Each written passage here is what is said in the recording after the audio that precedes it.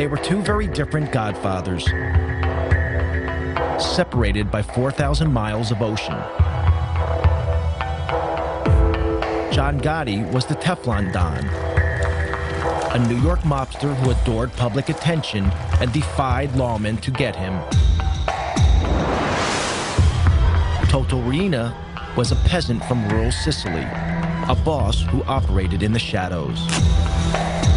In the late 80s and early 90s, it required two very different approaches to bring them to justice.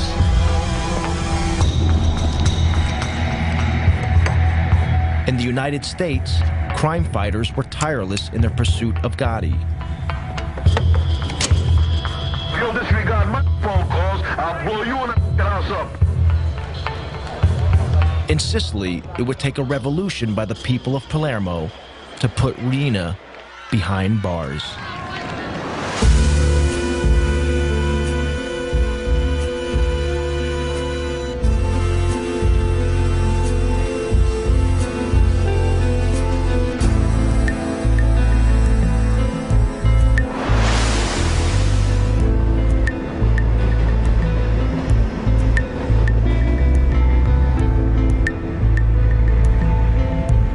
John Gotti was a violent and reckless hoodlum from his earliest days.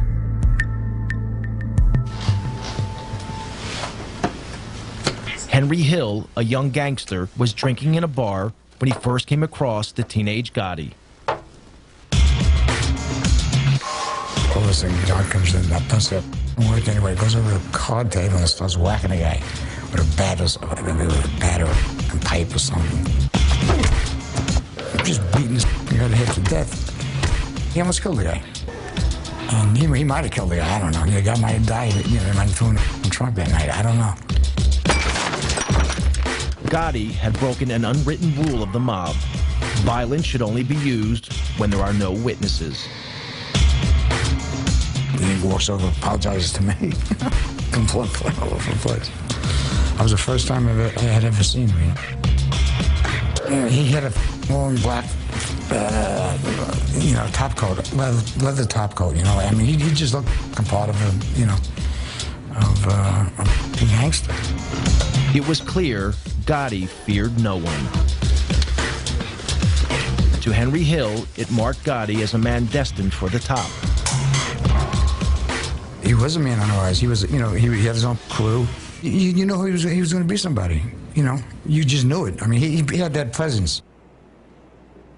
But one man stood in the way of Gotti's rise: Paul Castellano.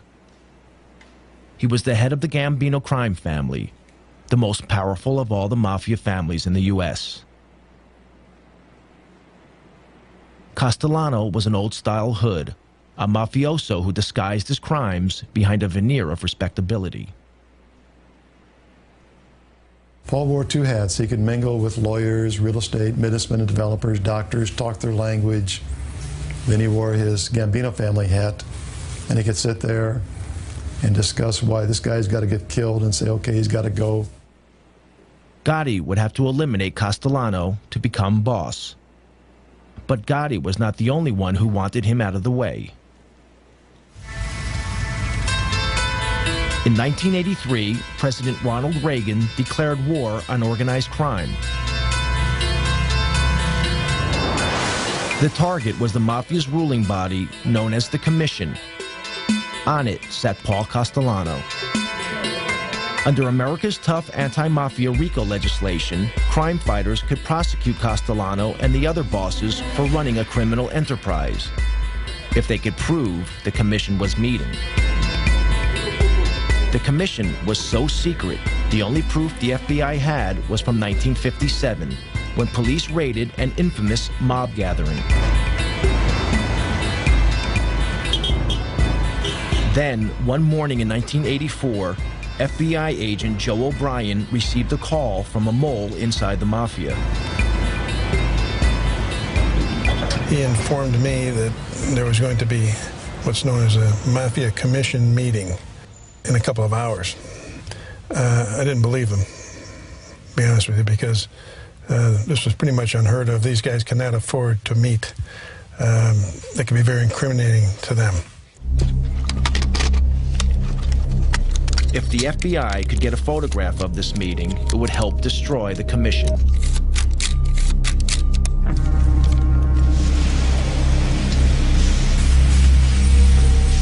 O'Brien and fellow agent Andy Currens staked out this building, a small house on Cameron Avenue, Staten Island, that belonged to a relative of a senior mafia don.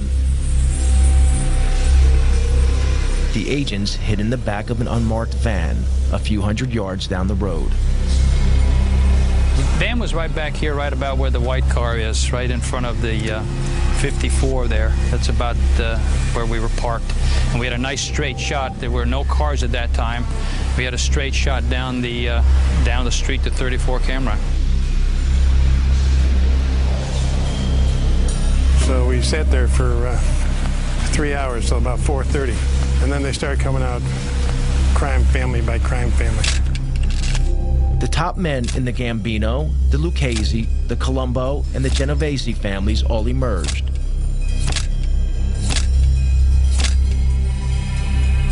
Then finally our long-awaited guest of honor, if you will, Paul Castellano, came out. Castellano was the boss of bosses. It was like the king strutting out. You could almost envision a carpeted area. It was a real show of how the mob operates and mob protocol. It was very exciting. I don't know how Andy managed to keep the camera as still as he did. He used this shoulder right here as a tripod, and I just didn't breathe for the longest period of time. Castellano wasn't in any big rush. Took a couple of puffs on the cigar and got in the car and drove off.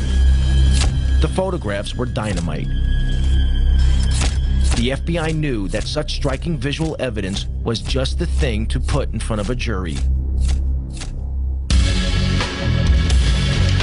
In February 1985, the FBI seized all 5 members of the commission. Agents O'Brien and Currens arrested Castellano and drove him to FBI headquarters in Manhattan. Federal authorities and New York City and state law enforcement officials today announced one of the most important indictments of mafia bosses in this nation's history. In the car on the way to FBI headquarters, Castellano heard a radio news bulletin about the arrests. Charges of racketeering and extortion. The charges carry prison sentences of up to 20 years. From New York, NPR's Mike Schuster. It was the beginning of the end of Castellano's reign. Made their move late last night. Among those now facing federal racketeering and extortion charges are Paul Castellano, head of the Gambino family. The key to the investigation was an electronic bug. He turned to Joe, I remember, and he said, "Is that true? Is that true? You listened to my private conversations." Prosecutors say the recordings are of superb quality. You could almost hear him like groan. The agents thought Castellano was squirming because they had taped his criminal conversations. But Castellano realized they had also learned about his secret affair with his young Colombian maid. This was very embarrassing to him.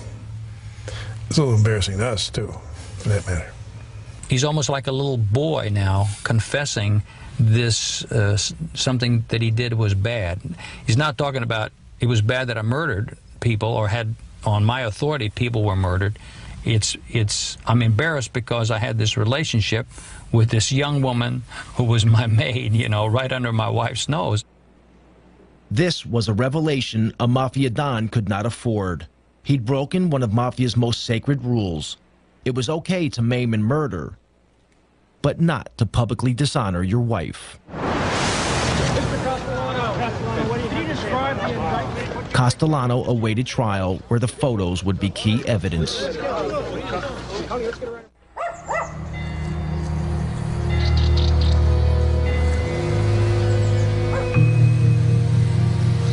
If the New York mob wanted to know what a mafia war was like, they needed to look no further than Sicily.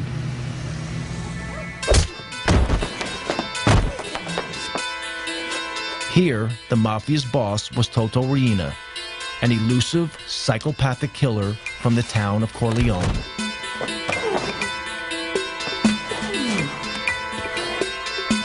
Corleone was a mafia stronghold set high in the mountains of central Sicily.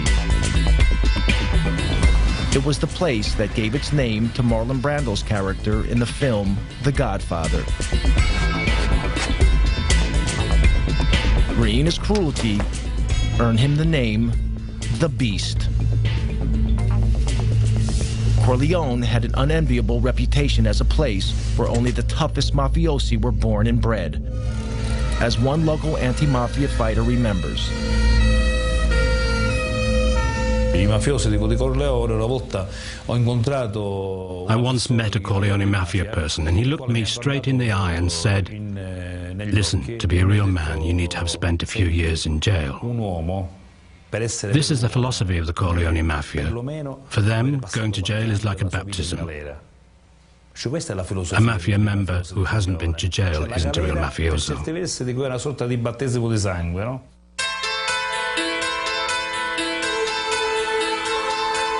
Riina's crime family had seized control of the mafia in a vicious war.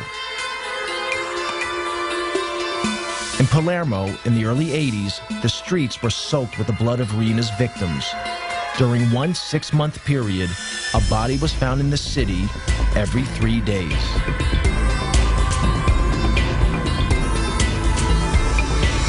Palermo's mayor was Leo Luca Orlando, elected to office promising to end such crimes.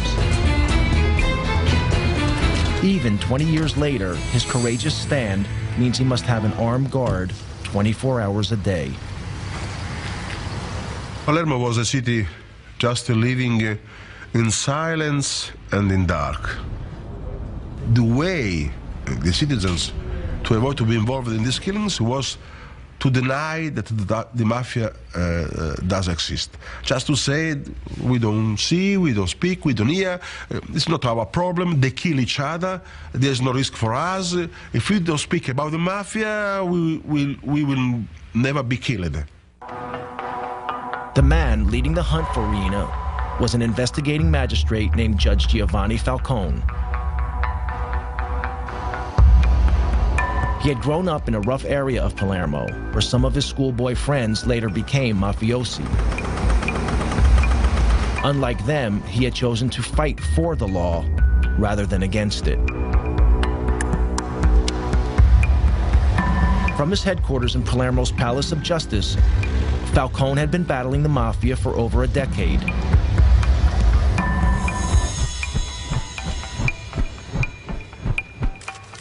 In 1987, he enjoyed his greatest victory.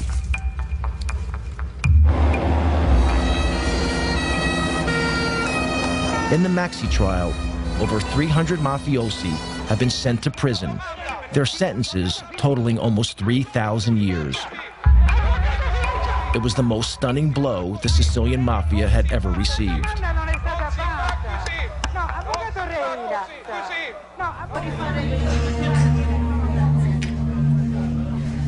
But mafia boss Toto Riina had escaped the roundup. He remained free, running his criminal empire from an unknown hiding place.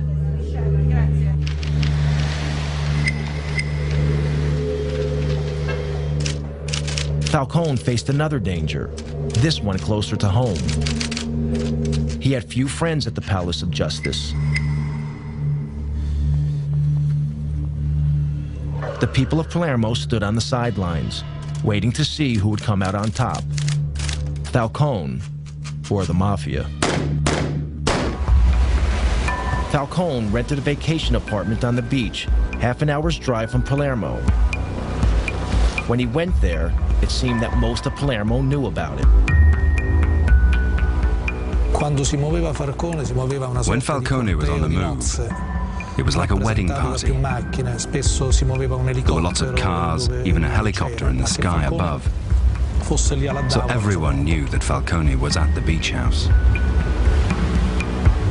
Yet the ring of steel that protected Falcone made little difference to Riina. One afternoon in June 1989, Falcone relaxed by the beach.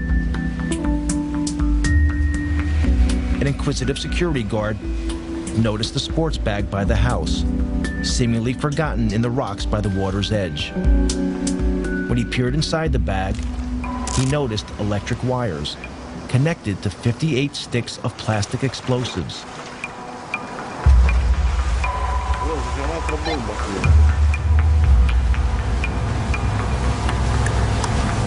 The bag was wired to explode if it was picked up.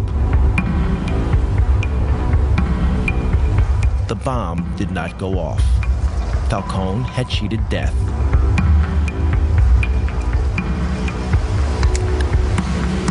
Soon after the assassination attempt, Falcone spoke to one of his closest friends in the fight against the mafia. He made a chilling prediction. Come lui diceva poi, when we were talking afterwards, he told me, my life's mapped out. It's my destiny to be killed by the mafia someday. Non posso che morire così. Non posso che essere ucciso. The only thing I don't know is when. Che non so. With Reen at large, Falcone was running out of time. Back in New York, the clock was also ticking for the American Godfather, Paul Castellano.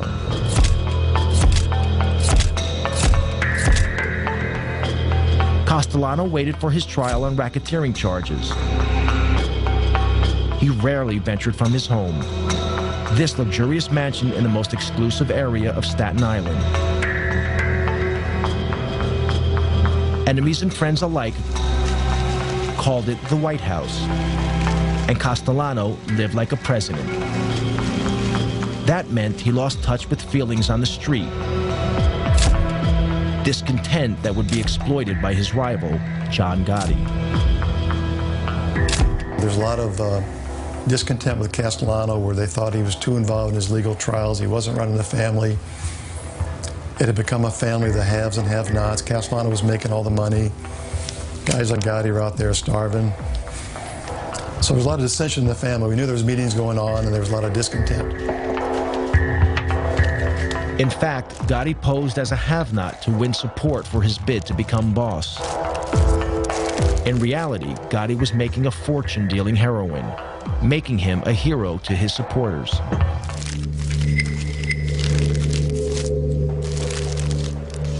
The law was onto Gotti's crew for drug dealing. That brought more heat on Castellano. So he planned to break up Gotti's crew. Gotti knew he had to act. The stage was set for a showdown.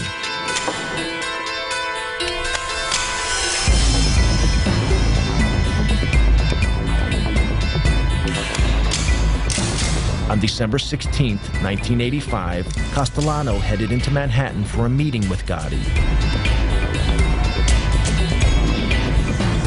They were to meet here at Castellano's favorite steakhouse, Sparks, in Midtown Manhattan.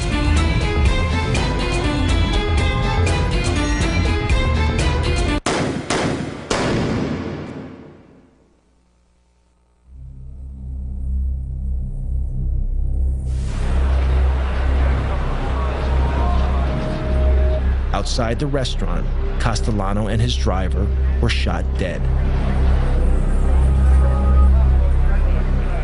Such a daring public murder shocked New Yorkers. It made the new Gambino boss a celebrity overnight.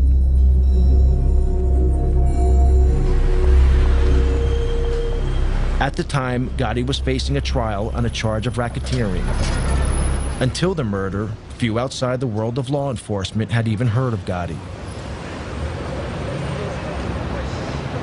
We went from having what was really kind of a, not sleepy, but routine organized crime case to the case of the decade. We had huge throngs of reporters outside the courthouse, in the courtroom. We had a big fish on the line. At his trial, Gotti was defended by flamboyant mob lawyer Bruce Cutler. For many years, Cutler has continued to act as Gotti's apologist. He had a remarkable insight into others, like a sense, almost a sixth sense, if you will, to size people up.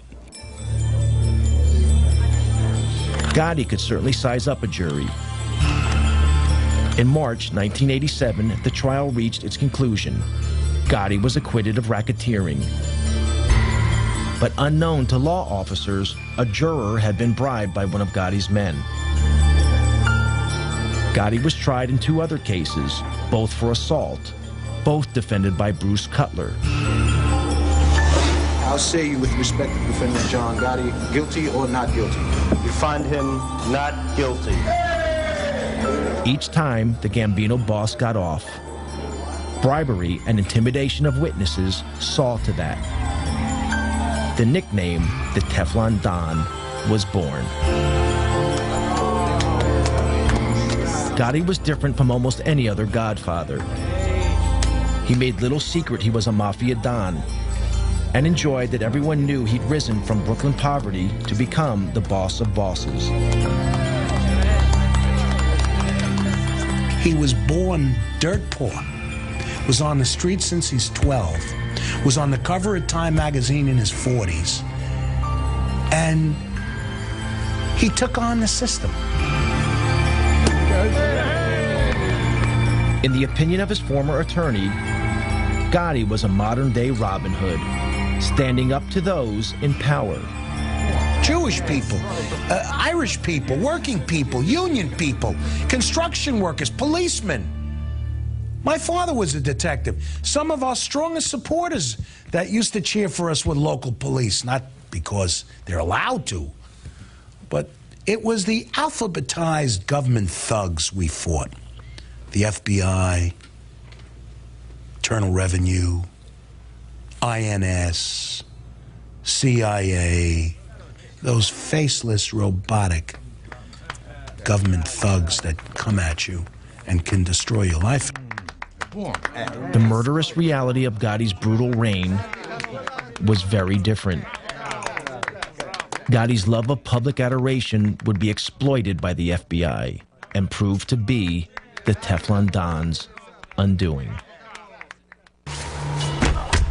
American mob boss John Gotti loved the limelight, but the head of the Sicilian mafia, Toto Riina, stayed out of sight.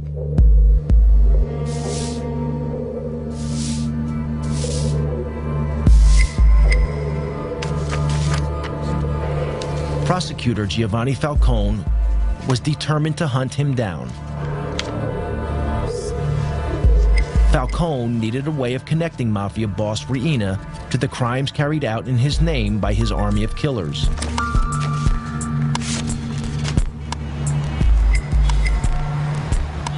The answer was in America. Richard Martin was a leading official in the U.S. Department of Justice. He and Falcone had worked together for years. Their biggest success, breaking the heroin smuggling link between Sicily and the United States, known as the Pizza Connection. Falcone relished his trips to the U.S. The life that he led in Sicily was almost the life of a prisoner. He went from a bulletproof car to a protected office. Instead, when he came to New York, he could go shopping, he could go to restaurants, he could come to our offices, we could go to our homes and meet our families together. And so for him, New York was like freedom. Falcone's visits to New York were for more than pleasure. He had been impressed by America's tough anti-mafia laws. Laws that allowed the U.S. government to target mafia boss Paul Castellano and to bust the commission. I think it also liberated his thinking and allowed him to sort of see beyond his own sort of realm coming here. So I think he not only enjoyed it, but I think it was very good for his vision of the way that he was going to attack the mafia and the way in which he would work with Italian law enforcement. In 1991, a new justice minister took office in Rome, determined to finally crush the mafia. He offered Falcone a job at the ministry as overlord of the anti-mafia campaign throughout Italy.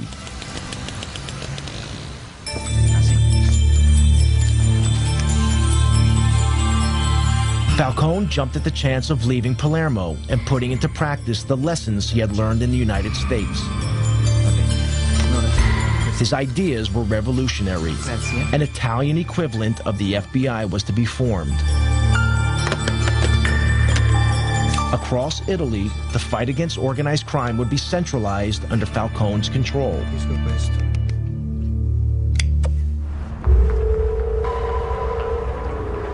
Riina, the beast from Corleone, felt threatened. A few years before, he had failed to kill Falcone at his beach house. Now, Riina would try again.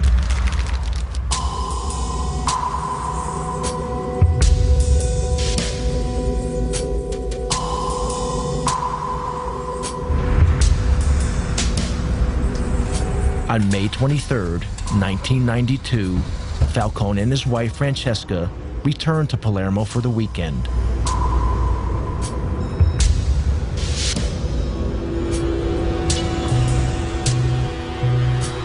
A few miles from the airport, several of Riina's men had placed a half-ton bomb in a drain pipe under the highway that ran from the airport to the city.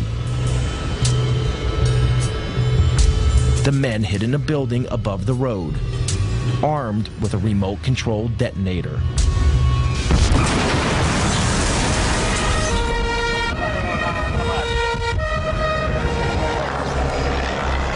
A massive explosion ripped open the highway.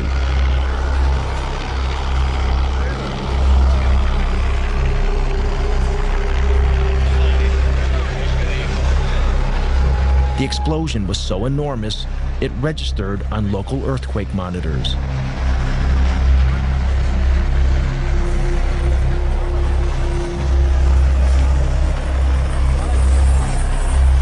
Giovanni's sister, Maria Falcone, was at home when she heard the news of the explosion. Sono scappata appena mio marito mi ha detto di che si trattava. When my husband told me what had happened, I rushed out of the room. I phoned the police. They told me Giovanni had been taken to hospital. When I got there, Francesca's brother told me Giovanni's dead.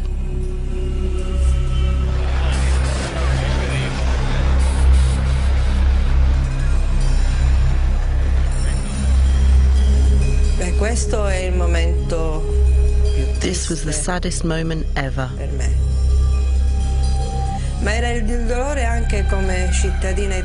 Not only for me as a sister, but also as an Italian citizen.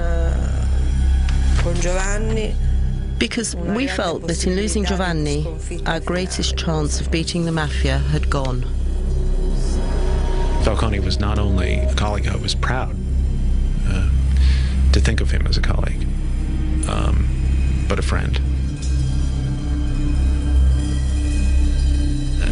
I was enormously saddened, and it was as if part of what we all worked for had been lost.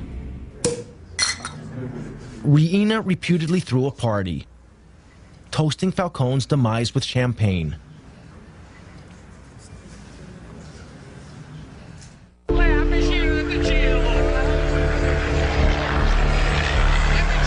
Along with Falcone, his wife Francesca and 3 bodyguards were also killed.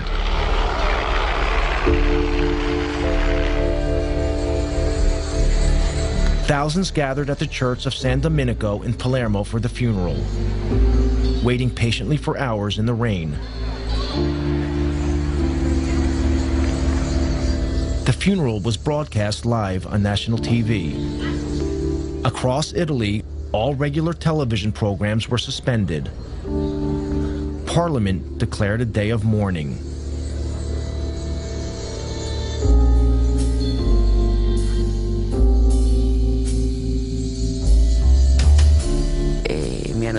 When they asked me what I did when I heard the news, I said I cried. Someone said, "You're Judge Ferraro. What do you mean you cried?"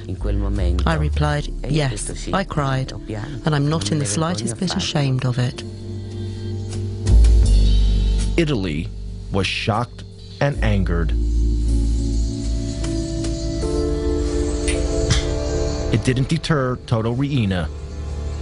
Anyone who stood in his way would meet a similar fate.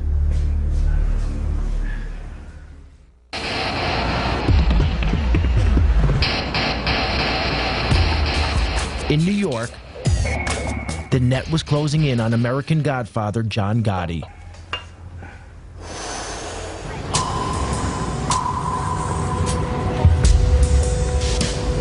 This clothing store in Manhattan's Little Italy was once the Ravenite Social Club, the nerve center of the Gambino crime family operation.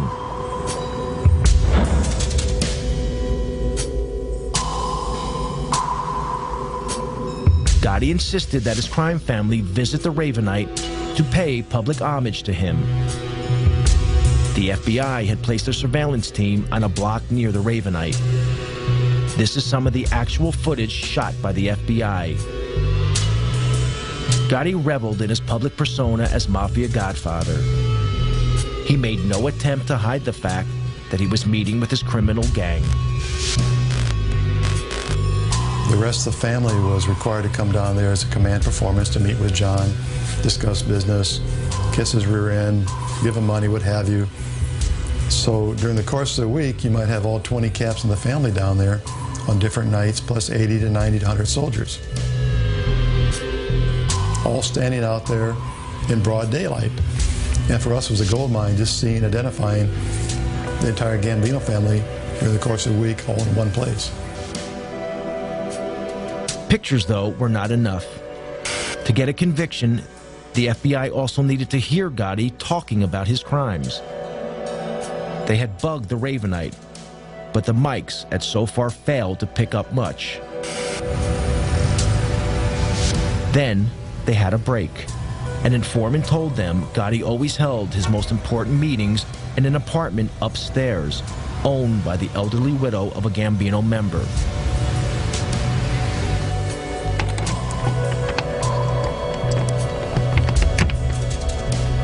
When the old lady went on vacation, FBI agents broke in and placed a bug in the apartment. But a few days later, we heard the back door of the social club open up, and we heard him walking up the stairs, and sure enough, we hear the door, apartment number 10, open. And they all sit down, and they start talking. And after a few minutes, it became obvious that they weren't concerned about microphones because they had a radio on, but they turned it down because it was too noisy. They all talked loud because we found out later John Gotti's deaf in one ear. So the tapes are all loud and clear and tremendous quality. You tell this punk, I meet John Gotti tonight to sever your mother head off, you sucker. The secret recordings revealed the true face of a Mafia Godfather, very different from the one Gotti showed his adoring public. John, listen, I called your house 5 times yesterday. Now, if you'll disregard my phone calls, I'll blow you and the house up. When John's upset, he starts talking loud and clear, and he forgets about things he should not talk about, like past murders. Gotti was arrested.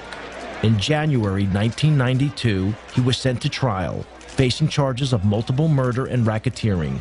It would be his 4th trial in 6 years. Yet again, New York was riveted by John Gotti. Celebrities flocked to the trial. The gallery, it was almost a circus-like atmosphere. Mickey Rourke came in one day. Anthony Quinn came in to watch the trial. They sent in a boxer, Ronaldo Snipes, who glowered at the jury and within half an hour was kicked out. John, listen, I called your house 5 times yesterday. Now, if you'll disregard my phone calls, I'll blow you and the house up. Gotti was his normal cocky self, he's full of bravado. But when you played those tapes, you watch his face, and you knew that's the last thing you wanted to hear was his big mouth. You tell this punk, I meet John Gotti tonight to sever your mother head off, you sucker. Gotti had damned himself, but the tapes would have another unexpected impact.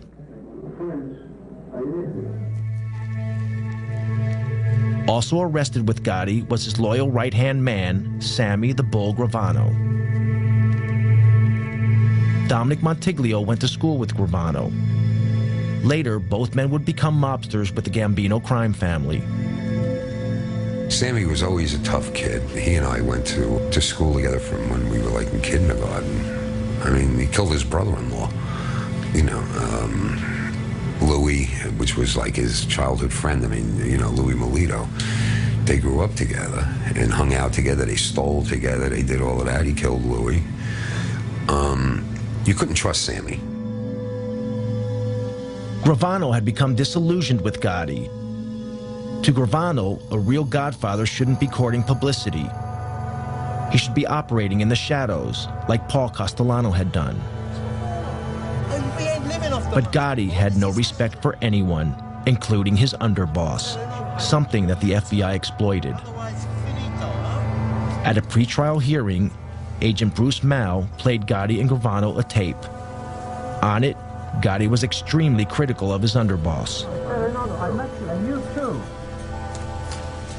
Finally, and said he might not go to prison about that. So when he was going to get time, he's going to jail. And so you got Gravano and Gotti sitting side by side at the defense table, and we start playing that tape. And Sammy turns red. He's starting to explode. He's just ready to burst. John Gotti, for the first time, is embarrassed. He's turning white. He just wants to duck under the table. He's so embarrassed because he knows he got caught bad mouthing his consigliere, his underboss, his right-hand man. Gravano would be the final nail in Gotti's coffin. Bruce calls me one day at my desk. He says to me, "You sitting down?" I said, "Yes, I'm sitting down." He said, "Sammy wants to cooperate." Sammy was brought in the room. He walked over, shook my hand, and said, "I want to go from our government to your government." Never before had so senior a figure betrayed the American mob. Gravano's testimony landed the killer blow in court.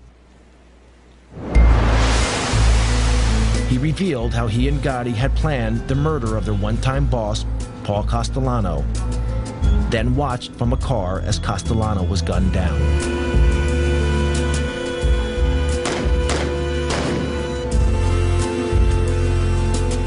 Gravano was a fantastic witness, and John Gotti acted like someone who knew he was going to be convicted, and he was really worried about it. He was ornery, snapping at me, snapping at his lawyers. It was, I enjoyed watching it. In April 1992, Gotti was found guilty on 13 charges, including murder and racketeering. The judge sent the Godfather to one of the toughest jails in the U.S., Marion Federal Penitentiary in Marion, Illinois. The sentence was steep, life without the possibility of parole. Despite the evidence of the tapes and Gravano's testimony, Gotti's attorney in his first 3 trials still protest Gotti's innocence. If you're asking me, do I agree with the label that he was boss of some Gambino group, I say no. To you, I've said no all my life. He said no. I don't say he was an altar boy or a saint. He was one tough cookie. But he said he was not part of any mob.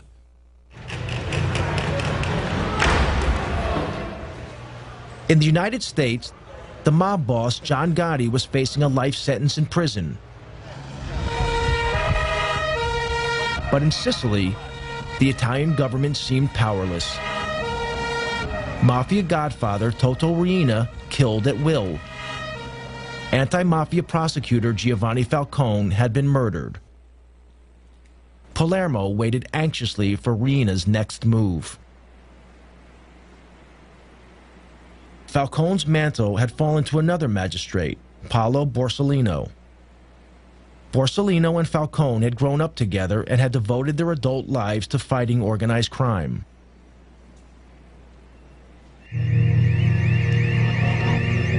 On Sunday afternoon, July 19, 1992, 2 months after the murder of Falcone, Borsellino visited his elderly mother in this apartment block, as he did every weekend.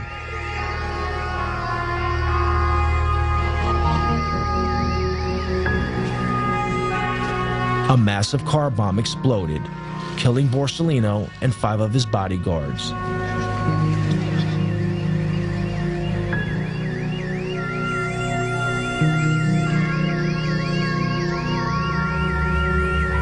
This outrage was the final straw. It caused a revolution against the mafia, led by the people of Palermo. After the killing of Paolo Borsellino, the reaction of people, of population in Palermo was enormous. The women, the children, the people reacted just crying, basta, no more, enough is enough. Enough was enough. Thousands poured onto the streets of Palermo in a wave of anger unprecedented in Sicilian history. Everyone sensed the mafia's next target was Mayor Leoluco Orlando, elected to office pledging to rid Palermo of the mafia. When he appeared in public, women and children threw a protective cordon around him, daring the mafia to kill them to get to the mayor. They sent a clear message. The message was that I was not alone. The message was that the mafia can kill a man. The mafia can kill 10 men, but the mafia cannot kill thousands and thousands of women and children. It was the beginning of the end. People power had beaten down the mafia. The government flooded Sicily with thousands of troops, determined to crack down hard on the mafia.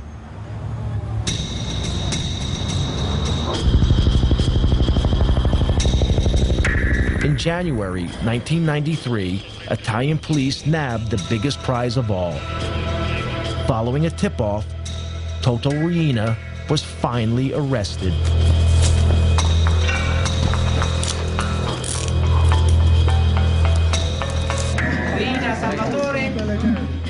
Salvatore Riina was captured in Palermo by the Carabinieri this morning. Toto Riina is ours. Astonishingly, Riina had been living in the middle of Palermo, undetected by the police for over 20 years.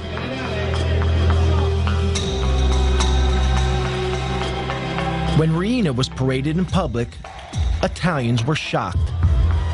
This inoffensive-looking, peasant-like character was responsible for the brutal slayings of Falcone and Borsellino, along with hundreds of others. At his trial, Riina painted himself as a poor old man who knew nothing about the mafia.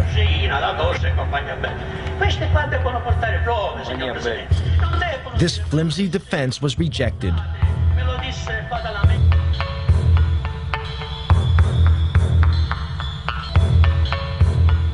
Riina was sentenced to life imprisonment to be served away from Sicily in a jail on the Italian mainland.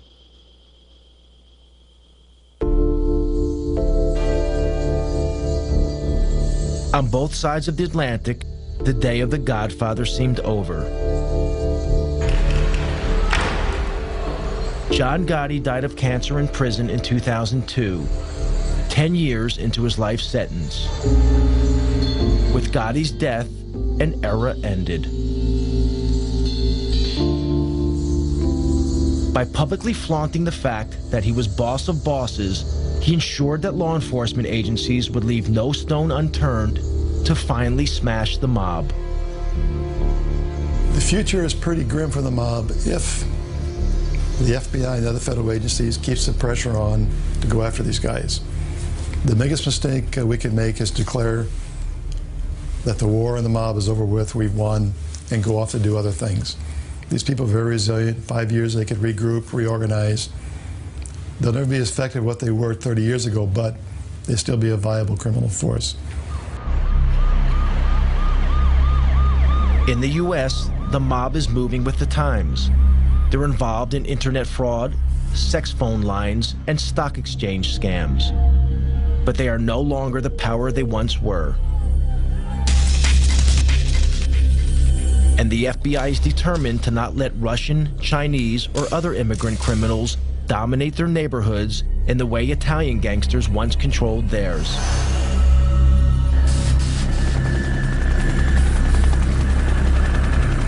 In Sicily, they are also keeping the pressure on. Yet in these hills, even with Riina in prison, the mafia is still here. Invisible, but deadly.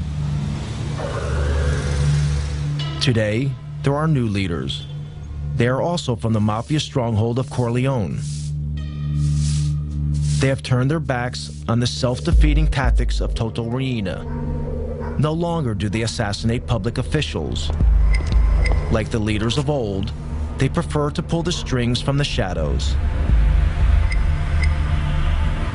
Forse vivemmo tutti quanti una vera grande illusione. I think we were all a bit deluded. Maybe we were just kidding ourselves that we could destroy the mafia with just 4 moves on a chessboard. In the US, the mob is finally in retreat.